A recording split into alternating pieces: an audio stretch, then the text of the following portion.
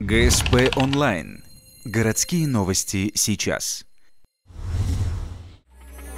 6 июня стали известны результаты единого государственного экзамена по литературе.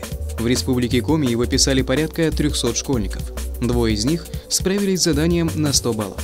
Одной из отличившихся школьниц стала ухтинка Витана Маковская. В этом году девушка закончила 11 класс в гимназии иностранных языков. Экзамен по литературе для нее был не самым сложным. Помогли учитель, репетитор по литературе, а также страсть к чтению.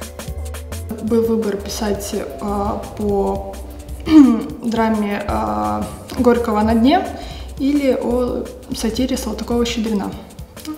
Я выбрала второе, хотя очень долго сомневалась. Честно говоря, я быстро написала 2 сочинения и уже потом выбирала. И решила, что все-таки последнее будет выигрышнее. В своем классе девушка была единственной, кто выбрал экзаменационной дисциплиной литературу. Выбор такого непростого экзамена был не случайным. Мечта девушки — стать иллюстратором, объединив в своей профессии 2 любимых занятия – чтение и рисование. Витана серьезно занимается живописью, а ее работы оформлялись в индивидуальные выставки на базе гимназии. Теперь, после подготовки к ЕГЭ и их сдачи, творческой ухтинке предстоят внутренние экзамены по живописи в Петербургском университете.